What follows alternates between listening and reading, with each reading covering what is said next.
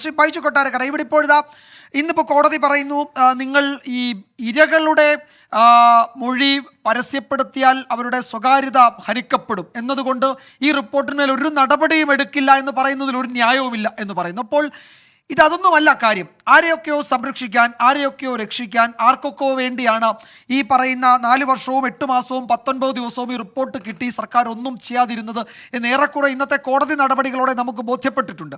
താങ്കൾ കരുതുന്നത് ആർക്കു വേണ്ടിയായിരിക്കും സർക്കാർ ഇത് ചെയ്തത്? ആരെയായിരിക്കും സർക്കാരിന് രക്ഷിക്കേണ്ടത്? ആരെയാണ് ഇവിടെ സർക്കാർ ഈ വലിയ ആപത്തിൽ എന്ന് വെച്ചാൽ ഈ നടപടികളിൽ നിന്ന് ഒഴിവാക്കാൻ ശ്രമിക്കുന്നത്? വിജയകുമാർ, അത് നേരത്തെ ശ്രീ ഹസ്കർ പറഞ്ഞത് സത്യം പറയാൻ കേട്ടപ്പോൾ ചിരി വന്നുപോയി. സ്ത്രീപക്ഷത്തിന് വേണ്ടി നിൽക്കുന്ന സർക്കാർ ഇപ്പോഴും സ്ത്രീകളുടെ പക്ഷത്ത് തന്നെയാണ്. പക്ഷേ കോടതി പറഞ്ഞത് ശരി, സർക്കാർ പറഞ്ഞതും ശരി എന്നൊക്കെയാണ് അദ്ദേഹം പറയുന്നത്. എന്തൊക്കെയാണെങ്കിലും ഒരു കാര്യം മാത്രം പറയാം.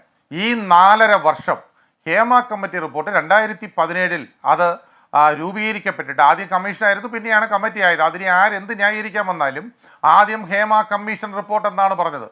ആ റിപ്പോർട്ട് ഹേമ കമ്മീഷൻ ആകുമ്പോൾ അതിൻ്റെ അധികാരങ്ങൾ കൂടുതലുണ്ടാകും എന്ന് തോന്നിയത് കൊണ്ട് ഈ റിപ്പോർട്ട് വന്നതിന് ശേഷമാണ് വീണ്ടും കമ്മിറ്റി ആക്കിയത്.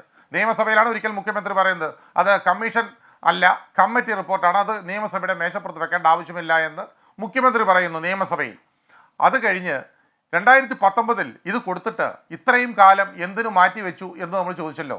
ഞാൻ പലപ്പോഴും നമ്മുടെ ചർച്ചകളിൽ ഉൾപ്പെടെ പറഞ്ഞിട്ടുണ്ട്, ഇത് ഇപ്പോഴൊന്നും അല്ല പുറത്തു വന്നത്. 2-3 വർഷങ്ങൾക്ക് മുമ്പ് തന്നെ ഈ റിപ്പോർട്ടിലെ കാര്യങ്ങൾ ചോർന്നു കഴിഞ്ഞു. ആ ചോർന്നതിൻ്റെ അടിസ്ഥാനത്തിലാണ് ഇത് പൂഴ്ത്തിവെക്കപ്പെട്ടത് എന്ന് എവിടെ വേണമെങ്കിലും പറയാൻ തയ്യാറാണ്. കാരണം അന്ന് മുതൽ ഏതാണ്ട് 2.5 വർഷത്തിന് മുമ്പുള്ള നമ്മുടെ തന്നെ ഈ ചാനൽ ചർച്ചയിൽ ഒന്ന് എടുത്ത് ബാക്കിലോട്ട് നോക്കിയാൽ കാണാം. ഞാൻ അന്നും പറഞ്ഞിരുന്നു, അതായത് 15ഓളം വരുന്ന ഞാനന്ന് ഗുണ്ടാ സംഘം എന്നാണ് വിശേഷിപ്പിച്ചത്. ഗുണ്ടാ സംഘം ആണ് ഇത് ചെയ്തിരിക്കുന്നത് എന്ന് ഹേമ കമ്മിറ്റി റിപ്പോർട്ടിൽ പരാമർശമുണ്ട്. നിരവധി പെൺകുട്ടികൾ പരാതി കൊടുത്തിരിക്കുന്നു. പോക്സോ കേസ് ഉൾപ്പെടെയുള്ള കേസുകൾ അതിലെടുക്കാൻ കഴമ്പുള്ള കാര്യങ്ങളാണ് പല ആളുകളും പറഞ്ഞിരിക്കുന്നത്. അത് ഞാൻ എങ്ങനെയാണ് അറിഞ്ഞത്? അതിന് 2.5-3 വർഷം മുമ്പ് ഞാൻ എങ്ങനെയാണ് അറിഞ്ഞത്?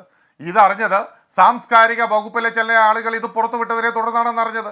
അവരുടെ പേര് വരെ ഒന്നും പുറത്തുവിടാൻ ഞാൻ തയ്യാറല്ല.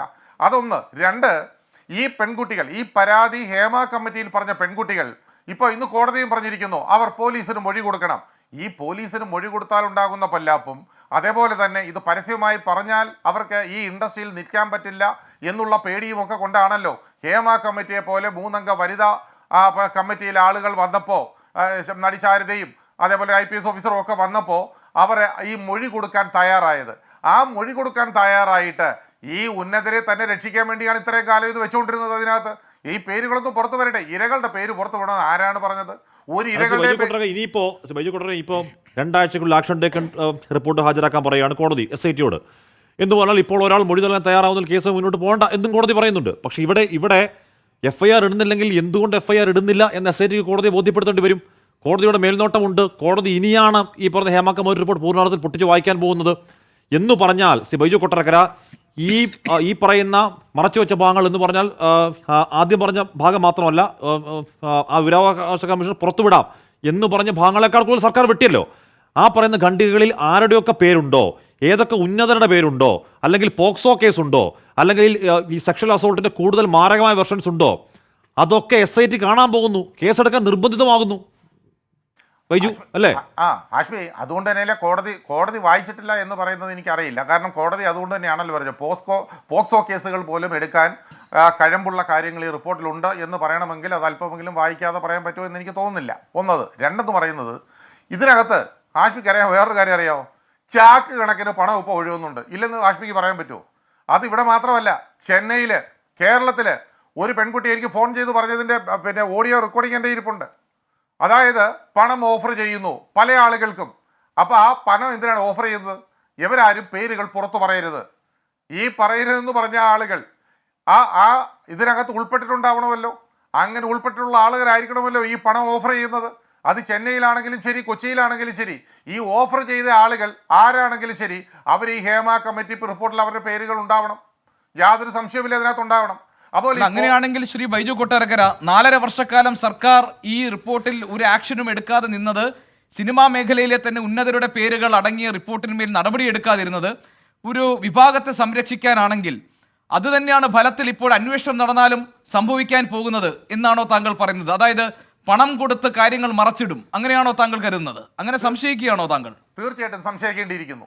കാരണം ഇതിന്റെ പോക്ക് എങ്ങനെയാണ്? അതായത് ഈ പവർ കമ്മിറ്റി എന്നൊക്കെ പറഞ്ഞ് ഹേമ കമ്മിറ്റി പറഞ്ഞെങ്കിലും ആ പവർ കമ്മിറ്റിയൊക്കെ ഇപ്പോഴും രംഗത്തുണ്ട്. നമ്മുടെ കൂട്ടത്തിൽ പാനലിരിക്കുന്ന ഭാഗ്യലക്ഷ്മിക്ക് അറിയാമല്ലോ, കഴിഞ്ഞ ദിവസം ഭാഗ്യലക്ഷ്മിയുടെ സംഘടനയിൽ ഒരു മീറ്റിംഗ് കൂടിയും ഭാഗ്യലക്ഷ്മി ഉൾപ്പെടെയുള്ള ആളുകളല്ലേ അതിലൊരു എരെ അവിടെ ഇട്ട് പൊരിച്ചത്. എന്തിനായിരുന്നു അത്? ഭാഗ്യലക്ഷ്മി നമ്മുടെ കൂട്ടിരിക്കുകയല്ലേ, ചോദിച്ചു നോക്കൂ. അവിടെ ഇരുന്ന ഒരു മേക്കപ്പ് ആർട്ടിസ്റ്റിനെ മലന്ന് കിടന്ന് തുപ്പരുത് എന്നാണ് പറഞ്ഞത്. ശ്രീ ബൈജു കൊട്ടാരക്കര, ശ്രീമതി ഭാഗ്യലക്ഷ്മിയുമായി ഞങ്ങൾ നേരത്തെ സംസാരിച്ചതാണ്. ശ്രീമതി ഭാഗ്യലക്ഷ്മി ഇപ്പോൾ നമ്മളോടൊപ്പം തത്സമയം നമ്മുടെ ഈ ചർച്ചയിൽ ഇല്ല. ശരി, ഇനി താങ്കൾ പറഞ്ഞോളൂ. അല്ല, ഞാൻ പറഞ്ഞത് ആ ഭാഗ്യലക്ഷ്മി പോലും അന്ന് പറഞ്ഞത് മലർന്ന് കിടന്ന് തുപ്പരുതെന്നാണ് ആ മേക്കപ്പ് ആർട്ടിസ്റ്റിനോട് പറഞ്ഞത്. അതെന്തിനാണ് പറഞ്ഞത്? ഒരു ഇരയെ അവിടെ വരുമ്പോൾ അവരെ ഭീഷണിപ്പെടുത്തുകയാണോ ചെയ്യേണ്ടത്? അവരെ സംരക്ഷിക്കേണ്ട ആളുകളല്ലേ. അപ്പോൾ ഇരയെ സംരക്ഷിക്കുന്നതിന് പകരം അവരുടെ കൂടെ കയർക്കുക, അവരെ ഭീഷണിപ്പെടുത്തുക, ഇതൊക്കെയാണോ വേണ്ടത്? ഏത് സംഘടനയായാലും സർക്കാരായാലും എന്താ? ഈ സർക്കാർ ഈ 4.5 വർഷവും ചെയ്തത് തന്നെയാണ്.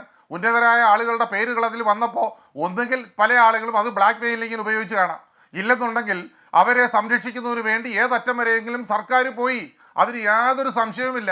ഇനിയും കേസ് വന്നാൽ അവരെ സംരക്ഷിക്കാനുള്ള നിലപാട് സർക്കാർ എടുക്കും എന്നുള്ളതിനും യാതൊരു സംശയവും പക്ഷെ അവിടെ ഒരു കോടതിയുടെ മേൽനോട്ടം അവിടെയുണ്ട്. കോടതി അങ്ങേയറ്റ ഗൗരവത്തിലെ വിഷയത്തെ കാണുന്നുണ്ട്. ഒരു സ്ഥിരം വ്യവഹാരിയുടെ ജസ്റ്റ് ഒരു ഹർജിയിൽ കോടതി ഇത്രത്തോളം രൂക്ഷമായി ഇടപെടുന്നുവെങ്കിൽ ഇനി അങ്ങോട്ട് മേൽനോട്ടമുണ്ട്. അപ്പോൾ ആ മേൽനോട്ടത്തിൽ ഈ അട്ടിമറിയൊക്കെ നടക്കുമോ എന്ന് കാത്തിരുന്ന് കാണാം. അല്ലെങ്കിൽ ആരോപണം ഉന്നയിക്കുന്നത് പോലെ ആരെയൊക്കെയോ ഏതൊക്കെയോ ഉന്നതരെ കാക്കാനാണ് സർക്കാർ ഇത്രയും കാലം ഒളിച്ചുകൾ നടത്തിയെങ്കിൽ ആരാണോ ഉന്നതരെന്ന് അടക്കം വരുമോ എന്നൊക്കെ വരും ദിവസങ്ങളുടെ ആകാംക്ഷയും പ്രതീക്ഷയും ഒക്കെയാണ്.